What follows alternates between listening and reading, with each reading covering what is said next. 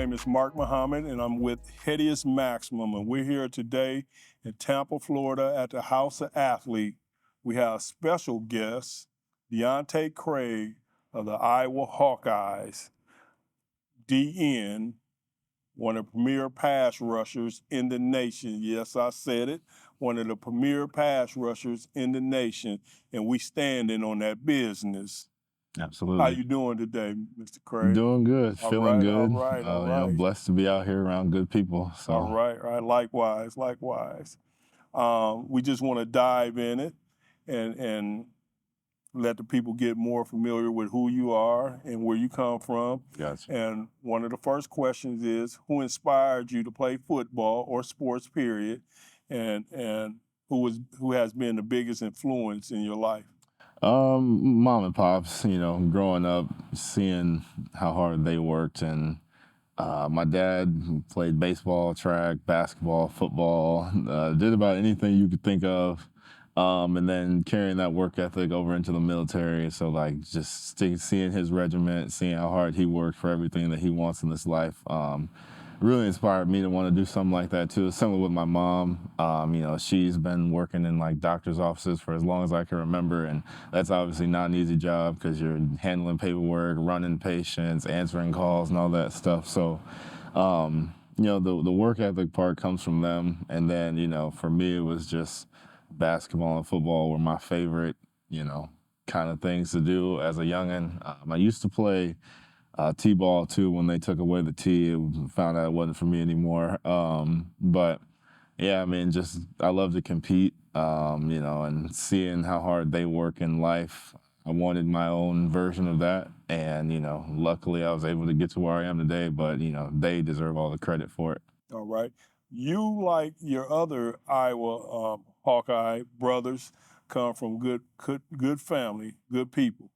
And we're going to start with Mom. What's Mom's name? Mom is Shanette Newell from Beloit, Wisconsin. She, like I said, she's been working in doctor's offices her whole life. Just speaks to her. She loves to help people.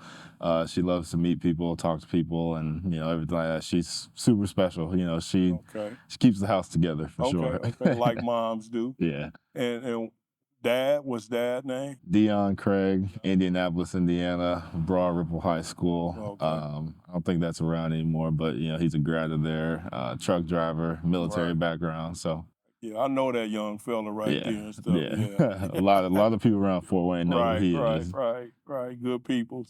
And your sibling, we don't want to miss your sibling. Little sister, Deontae Craig of Fort Wayne, Indiana, obviously. She's there's not a lot of words to describe her. She's my best friend through it all. She's a hooper at St. Francis. My Fort Wayne people know where that is. But yeah, she's finding her way, finding her own career path, and I'm excited to see her keep growing. And what's your dog name? My dog's name is Kobe. He is 16 months now, 16, 17 months now. Kane Corso. Follow my Instagram, Lil Kobe. He's everywhere, so. Can you tell us about your upbringing in Fort Wayne, Indiana? Yeah, Fort Wayne, very, very down-to-earth kind of place. If you're doing the right stuff about the right things, people will know who you are, and they'll attract themselves to you. Where I found my love for sports, started in the Metro Leagues and playing flag football, then Pee Wee, JV, varsity. Started basketball at the old Southeast YMCA on the mini rims. Nothing but love for that city. Obviously I was fortunate to go to some great schools, competed at a great level at Black Hawk Middle School before I ultimately went on to high school. It's nothing but good people, good vibes. I know I'm not able to get back as much as I, hope I could, but, I know they always got my back, always supporting me and, wanting the best for me. Since we're hometown brothers or family, 260. Remember you when you was coming up, when you was just a young one. Yeah. And the same smile you have right now is the same smile you always had. You always carried good energy with you. And everybody always liked you. So you're not a kid no more, but you was a good kid. Right. So props to your parents. Yeah, of course. And So we really appreciate you and what you evolved into.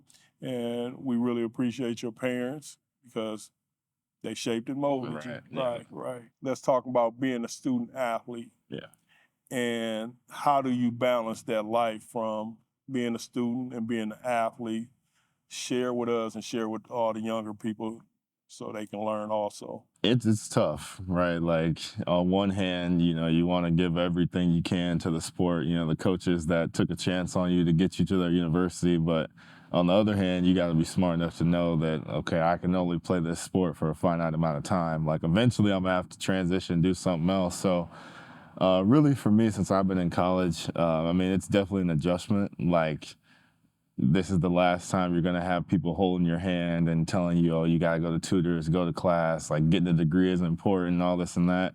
So, really it's a personal mindset that you got to have. Like you got to be humble enough to know that, okay, like, yeah, I'm a really good football player now, but at the end of the day, like I can only play for so long. And if I want to keep making money the same way, have a good family, good life, like I'm going to have to dedicate myself just as hard in the classroom as I would in on the football field. And a lot of kids look at that and get scared, I feel like, but I think if you approach it the right way, like for me, I'm not sitting here saying I'm the best in school, but I mean, it's another opportunity to compete. And like I said, I like to compete. And, if I can get a comparable grade to like the smartest kid in the class, that makes me feel good about myself, makes it feel worth it. So, I mean, it's important. Definitely encourage everybody if you go to college. Like, I don't care if you transfer every year you're in college. Hopefully you don't, but if you do, always make sure to get your degree because, it's important. And like I said, sports only can take you so far. So. Right, right. And that sound to me that you really understand about preparation for life, as well as preparation for your sport, preparation for your academics. Mhm. And flipping back to high school, you took a non-traditional route through high school. Yeah, You went to a military school. correct. Explain to me how did that happen? Because Yeah, that is very, it worked out. It's good. it It's was good. great. But everybody don't take that Yeah, I path. mean, so growing up, I played AAU travel basketball, and one of the assistant coaches for that team, his son was on the team too, and we were pretty close. Like on the tournaments, our families would go out and have lunch and hang out together and stuff. So over the summer, I had some free time, and I knew like about Culver, but I didn't really know fully what it was about. Say that institution again. Culver Academies. Yeah, Academy. Culver Go Academy. ahead. I didn't really know too much about it, but I knew it was like a campus type, but I figured it was a college the whole time.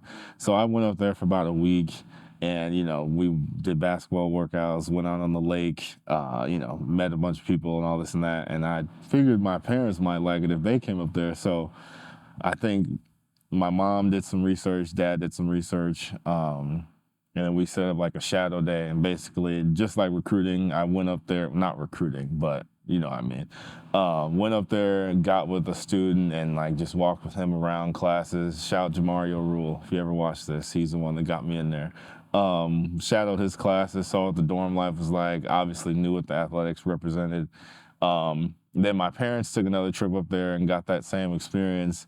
And, we decided to go through the application process and had to write a bunch of essays and, got blessed getting a lot of grants and donors wanting to get me on campus up there. Like you said, it worked out beautifully. I credit them with a lot of, that discipline and that preparation as you talked about, because obviously being in the military, like your uniform has to be on point, room has to be on point. You can't cut corners with stuff like that. And it definitely translates over, not just to college, but sports as well. I mean, getting into college, I was one of the few guys in my class that really didn't struggle with the transition because I had been on my own in school since I was 13, 14 years old. So I knew how to create a schedule, a routine, stick to it, and, be diligent about the work I was putting in. You sound like a good NFL prospect right there. Somebody. Hopefully. I'm just saying, because you answered a question before I even asked it, and that was how did going through the experience through Covert institution, the military school, translate over to you being at Iowa, and you answered that beautifully. Yeah. You was already mentally geared for it. With that being said, with that mindset, that mentality, is that why Kobe Bryant one of your favorite basketball players? Yeah, I mean, he obviously the basketball highlights speak for itself. But you know, my dad growing up was a huge Laker fan, and Yes, he obviously was. Kobe. You know, and you ask him, he'd fight you to death about Laker highlights or Kobe highlights, anything like that. And you know, late nights, stand up watching the games with him. It was, you know, I don't know. Kobe brought like a sense of aura, a sense of not power, but like you knew when you watched him play or you heard him speak, like everybody had, like he had everybody's attention, like Right. nobody was looking away from the screen. So I mean, you hear people talk about like Mamba mentality and stuff, and I think they think it's just like one set thing, but I mean, if you listen to anything Kobe talks about, it's just, be the best at whatever it is you're trying to do. Right. And, whether it's going back to the school talk earlier, football, eventually one day being a dad, brother, cousin, whatever it may be, just focus on trying to be the best. And that's what I really try to carry with myself. I mean, like I said, I'm going to be the first one to admit I'm not perfect. I'm not the best at, everything I try to do. But one thing people will say is I work my tail off. I'm never going to cut corners, do everything I can to get to that point. And, I got it tattooed on my leg for a reason, just a daily reminder, like, if I want it, I got to go get it. So speaking on working your tail off, you guys won a state basketball championship in high school, and one of your other members is still at IU? Yeah, Trey Galloway, fifth year. Share with us that experience winning the state championship and with your teammates. Yeah, well, I mean, Covert. First I'm gonna start with we really could have had 4. Like freshman year, 3A, we choked it away in regionals. Sophomore year, we won it, obviously. Junior year, if our big man wouldn't have got hurt, we still should have won, but it would have been definite W. And then 2020 COVID, we had just won the sectional, and the season got canceled the next day, and we had moved up to 4A. But I'm confident in saying we realistically could have had 3 or 4 state championships. But, Trey's that's my dog, been playing with him, knowing him since like 3rd or 4th grade. And going through that covert journey together, it's good when you know people that go through it with you, so you never feel like you're alone or left out. We talk all the time. And when he's struggling, having a bad game, I'll shoot him a text. And same thing for me. Like if he sees I'm struggling, he'll shoot me a text, encouragement. It's not too much. It's just like, hey, like lock in, like figure it out. And like he automatically, we know what we're talking about. And you definitely see adjustments made pretty quick. It's like it's a healthy competition. Like when he's playing, he knows that he doesn't want to let me down, and then vice versa. So, I'm fortunate. And like just bigger than that, Culver in general, really the connections that I made up there. Similar to what I said about Fort Wayne, small community. Like if you're doing the right stuff, everybody knows you. Everybody wants to surround themselves. Everybody wants to love on you. Just fortunate to have people like that in my life. And they're fortunate enough to have people like you in their life. I try to be a light. I try to. So what was your most memorable game or moment in your college football career? Most memorable game moment, definitely when we beat Penn State in 2021. That was like my first, because that was the first season after COVID. So that was the first. Was it at Penn State or No, it was at Iowa. At Iowa. We were ranked 3 in the country. I think they were 4th. And that was, like I said, the season after COVID, so that was the first time that like I really got a full college football game experience, and like I don't know, seeing the crowd run on the field. I got my first collegiate sack that game. Seeing the crowd run on the field, it was unreal to be honest. There's not a lot of words to describe it. And then I guess in terms of game, the Wisconsin night game 2022 was fun. I think that's personally one of my best games I've ever played.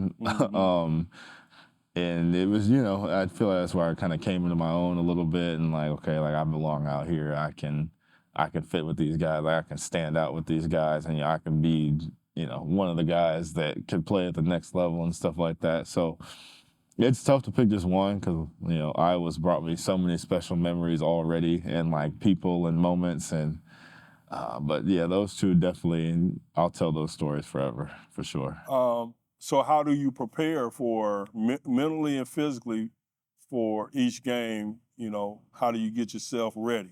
For me, with the physical part, I mean, Iowa does a great job programming the lifts and practice to make sure we're getting done what we need to get done, but it's never to the point where I feel like I'm going into the game fatigued or not physically ready to line up against whoever it is. So they do a good job making sure our bodies are ready in the off season, training us hard, getting us ready for any kind of situation that'll arise on Friday or Saturday whenever we play.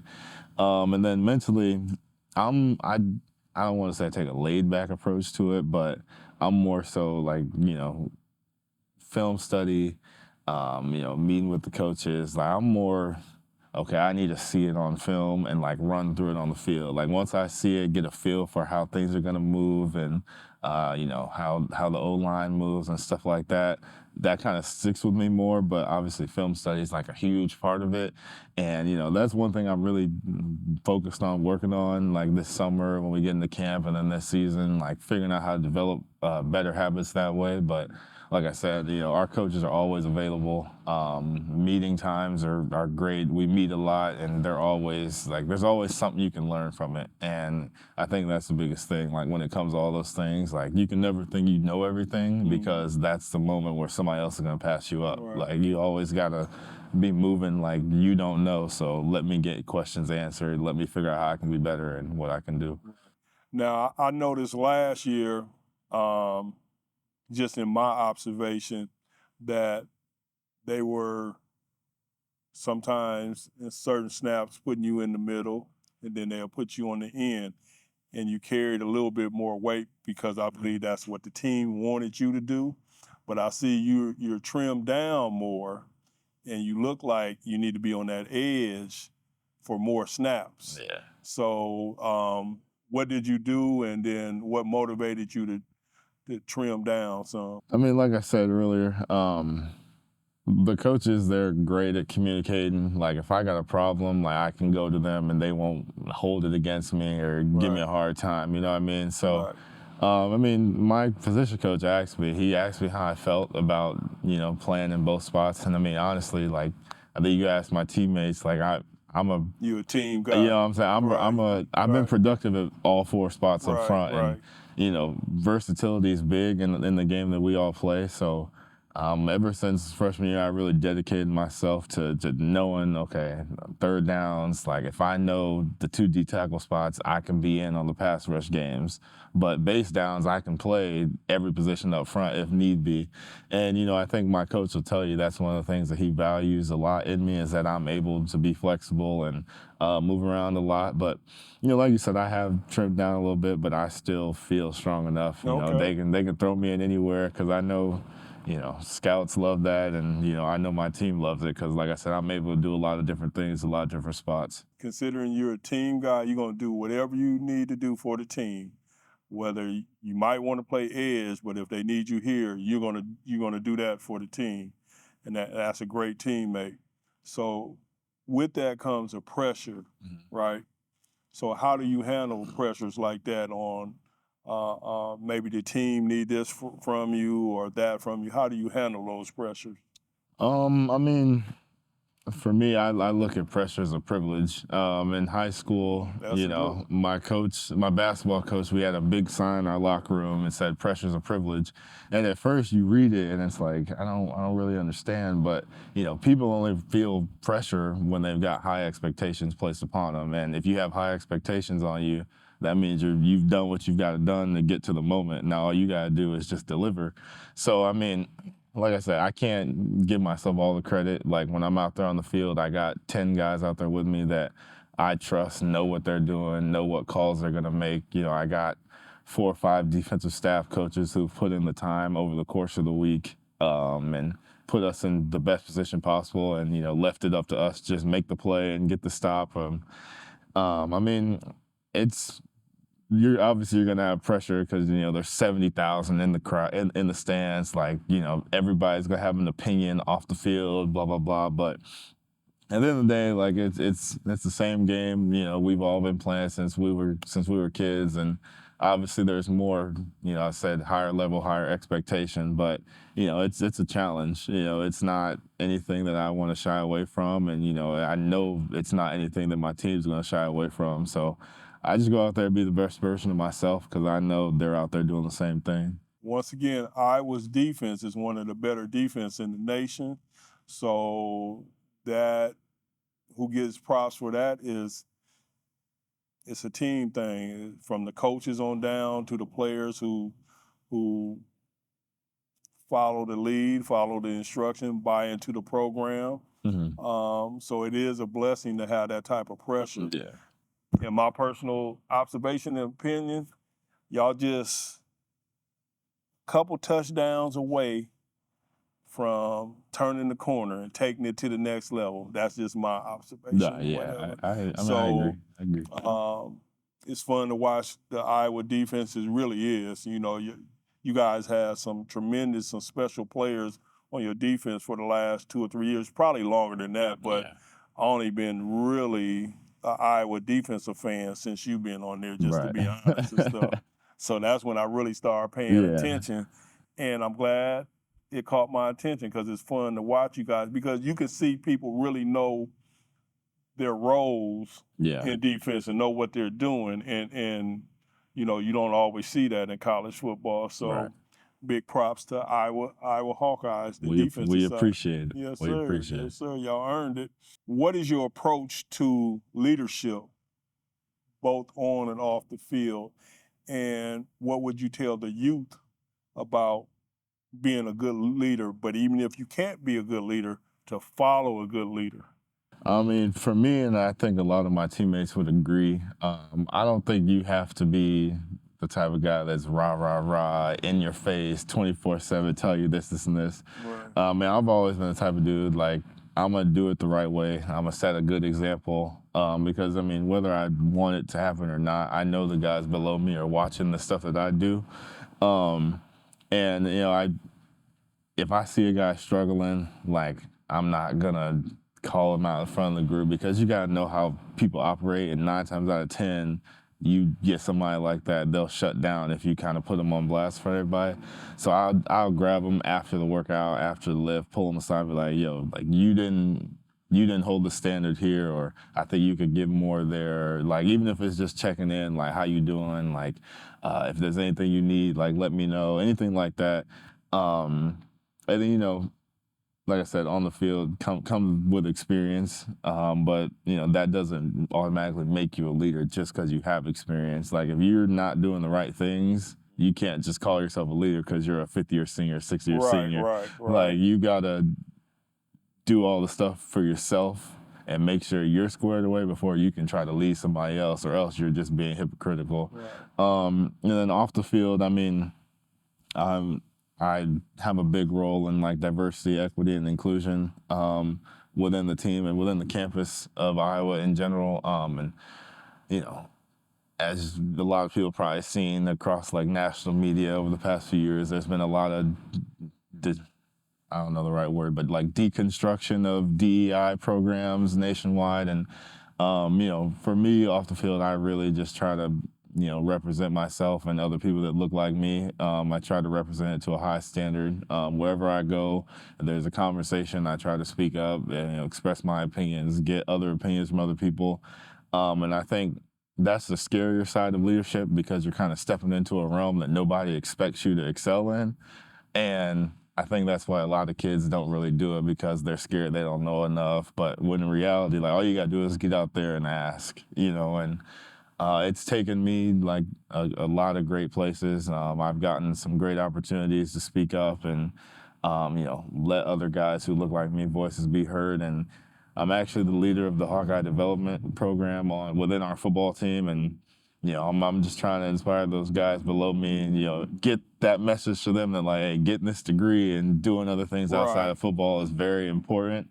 And, TJ and Deshaun, who you've talked to, they're also a critical part of that because we're like the veterans of the room. And, it's important. I mean, you don't always have to be rowdy, rah-rah, or you don't have to be quiet style leader. Just find your niche and, wherever it takes you, it takes you. But my biggest advice is, if you can't get it right yourself, then there's no way anybody else is going to listen to you. So, I mean, just invest in yourself, know what you are, know what you represent. And, if you're a part of a team, just try to hold everybody to that same high standard. And, I think naturally people will start to look up to you and, want to do the things that you're doing.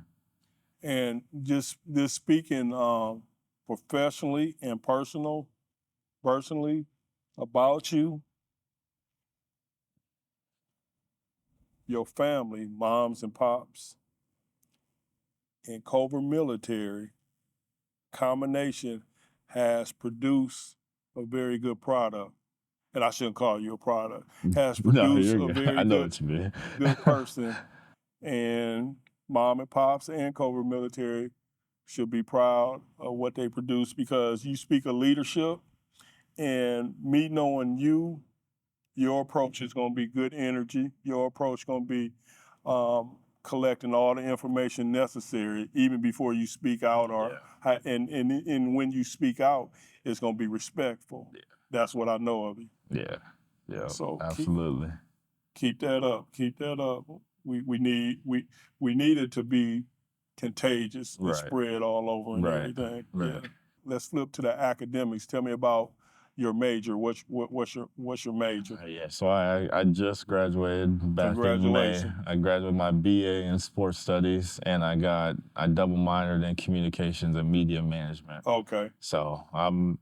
And what you trying to do with them after your NFL season? After my playing day, I really love stuff like this, like interviews and sports talk and podcasts and stuff like that. So I want to get into the media industry, whether it's through journalism or on-air talent, anything like that. I just think it's interesting. It's another platform for me to share my opinion. Learn more. I get the opportunity to travel with that as well, and then overall just making connections, right? Because not all the time, is it, where you end up or what you want to do, but it's about who you know. And if I know somebody that can help me out, maybe I can help them out in ways that they didn't think of and vice versa. So it's a big field, obviously. And I mean, there's always opportunities and, they're always looking for fresh ideas and, fresh mindsets and stuff. So I think it'd be a dope opportunity if, when it gets to that point. With the leadership characteristic and drive you have, right? And with your pursuit in communication and bringing this all together. So what does the UI Center for Inclusive Academic Excellence Student Leadership Award mean to you? I mean, it's cool. I've been used to all my life winning stuff for football, and obviously that it's still exciting, getting an award athletically, but there's something different about getting something that people don't really expect you to get or have in your accolade list. And I was honestly shocked myself that I was picked to win that. But like you said, it just speaks to everybody who's poured into me. And I'm lucky to have been surrounded by, obviously great parents and a great sister and a great support system all around, that, they taught me that not everything is always about you. It's about, people measure greatness and legacy about how you affect other people around you. And, that's what I want to do. I want to be remembered as somebody, obviously, that was really great at what he did in the playing field, but also made an impact in the community. Gave people a blueprint for off the field just as much as I did on the field. Right. So it's definitely special. I have the plaque sitting up in my room, so it's noticeable. When you're in there, you see it. Yeah, that's good to be proud of it because everybody don't get it. Right. You see what I'm saying? It's a special award and it's non-athletic related. See what I'm saying? So that's your character and your intellect. So with that being said, for everybody that's coming up under you, whether they're in Fort Wayne or in Iowa or the state of Indiana, just people who know you, Iowa football fans, for high schoolers that's pursuing the college career and still in the high school status, what would you share with them, whether on the athletic side and the academic side? Yeah, I mean, honestly, just be prepared to struggle. I mean, whenever, like I said earlier, when you want something great, you got to give up, you got to sacrifice, you got to put in the time you want to get it done. And you know, you can't cut corners to success. I mean, if your friends might be want to go out to a party, but hey, you got to finish that assignment, or you got to watch that extra film. You got to get in the weight room. You know, you can't be, our coaches say, Joe and Jane College. Like, we can't be like everybody else. I mean, when you're a student athlete, you know, that's another privilege, right? Because that means somebody trusts that you're going to do everything you got to do in the sport, but also trust that you're going to do everything you got to do education-wise to make sure you're eligible for your sport, can go to practice, can be in meetings. You know, because if you don't, that stuff will catch up with you in the end. So, you know, really just take advantage of it all. You know, never be afraid to ask questions. And, you know, when you run into a struggle or something like that, just always remember, like, there was others before you that were had the same issue, the same problem, the same place, and they found a way to get through it. So your way of getting through it might not be the same, but, you know, whether it's, you know, like I said, asking questions, taking an extra rep, you know, just taking your time, trying to do it over and over and over again until you get it right, like, you'll figure it out if you've been doing the right stuff up to that point. And this is important for the youth too, especially today's culture. Everybody's, you know, they're trying to do what you can't knock them for trying to do what they want to do, whatever it is, but they forget there's people out there that will help you, and there's people out there that will give you the wisdom so you can take it to the next level. You just got to identify those people and, you know, network with them. People get caught up in that microwave society idea where, okay, I do something one time, all right, where are the results? Right, You know? right. So, I mean, it's a process for sure. And, it's a you process. know, it's a cliche, but you have to trust the process. You got to know that, okay, just because I do something one time don't mean I'm going to have everything that I want and set out for. Like, I got to repetitively do it every day, diligently every day, have a purpose in doing it every day. Because when you have a purpose, that makes it 10 times easier to get up in the morning at 5 a.m. to go work out, 5 a.m. to go to work or whatever it is that you want to do. And understand it's a process. Exactly. Right. Yeah, exactly. So with that being said, once you take it to the NFL and you are in a position to do something outside, I mean, utilize your athletic gifts and ability and do something in the community, what is it in the community you would like to do for wherever community you're at, and how would you do so? You know, honestly, I probably should have given this more thought before this point, but one thing, obviously, I want to give back to, you know, little kids out there who have big dreams that might not always be in the right situation to get those things done. You know, a lot of that stems from, you know, poverty and not having the same opportunities as other, you know, groups of people, I would say. So if there's, whether it's like, I see guys that like build their own parks and like football fields and stuff. So I think that's pretty cool. Like, I want to have one of those one day, like knowing I'm giving kids an opportunity. And I don't really even care about my name being attached to it or anything like that, but just knowing that, you know, that's a landmark that'll be stamped like way after I'm gone, that kids will still have an opportunity to use and use to hopefully reach their dreams one day. That would be pretty sweet. Okay. Can you share a lesson you learned from your time at Iowa that you believe will help you in the future? Oh, jeez, I don't even know which one to pick.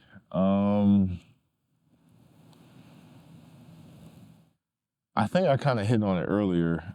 Just be humble enough to know that you don't know everything and that there's going to be times where you might get shown up by somebody in the weight room or out on the field, but you can't always point the finger. Like eventually you gotta look in the mirror and say, okay, like I gotta do X, Y, and Z different so this result won't happen next time. And I think a lot of kids really, like I said, fall victim to that because, you know, you see transfer portal kids leaving schools and half the time they're like, oh, my coach didn't like me or my coach didn't like this and that. But really your coach didn't like that he couldn't count on you. He couldn't count on you to go to class. He couldn't count on you to show up on time to practice and meetings and stuff. So just be, and you get this with age, obviously, but I mean, even there's some guys in my position now that still can't pick up on it, you know what I mean? But just knowing that there's always more for you to learn, more for you to do, and before you try to point fingers, like look in the mirror yourself and figure out, okay, make sure you're doing everything right before you try to say somebody did you wrong or you want to up and leave somewhere. So that'd be my biggest advice. Okay, 2 more questions. One question is, college football game is coming out. What you think you'll be rated? Okay, so And who would be your favorite team? Yeah, I got asked this. I got asked this a couple weeks ago. We had media come into the facility, and they had none of the ratings and stuff out. But after seeing that our team is like a 87, 88, like overall total, I think they showed love on the rating. So I'm gonna go anywhere between 80 and 85. Okay. I think that's where I'm gonna start out at. But it progresses throughout the season, so it'll be like a little, you know, challenge. That's how they got it now? It'll progress or it'll be like a challenge, within the team, see who can get up the highest and stuff like that. So yeah, I mean, I'm excited. I think I'll be okay with the 80 to 85 in that range somewhere. Okay. So just in closing, how I want to close is, can you share with us your mother and father name again? Deontae Craig and Shanette Newell, little sister Deanna Craig. With that being said, the whole football base would like to know, who is Deontae Craig? I mean, Deontae Craig, DC 4-5, whatever it is, you know, the Iowa community or anybody wants to call me. You know, I'm gonna go get what I want, you know, like whether it's football, academically. Like I said, I'm gonna do what I gotta do to make it happen. I'm not perfect. You know, I had a lot of shortcomings in my life, you know, whether it's been socially, on the field, academically, whatever it may be. But, you know, like you said, I always carry a smile because, you know, it's about perspective. You know, there's people out there dreaming that they could even just sit down and have a conversation with an athlete, you know, and I'm fortunate enough to be one. And fortunate enough to be able to shine my light and, you know, be a role model for little kids under me. And I've got a platform where I can do that on the field and off the field, and I'm going to take advantage of every opportunity. And you know, at the end of the day, I'll always be a kid from Fort Wayne. You know, I never forget my roots, my family, where I came from. And, you know, I'm a guy, I'm a creative dude, you know, like my shoes are in the camera. I love Crocs. You know, if you ever see me, you know I'll have on a fresh pair. Y'all know which one. They should give you an endorsement deal, just Crocs. You know? I've been saying that, but I'm gonna just let it ride for right now. Give me a couple Saturdays and let me get some more stats under my belt, and then hopefully they'll come calling back. So So ladies and gentlemen, we have special guest Deontae Craig, and we're here in the House of Athlete in Tampa, Florida. It's special shout out to Yo Murphy, one of the top trainers and developers in the nation at the House of Athletes in Tampa. And this is Mark Muhammad with HEADEUS Maximum. And once again, we said thank you and go out there and have a great season. Appreciate it. Thank you.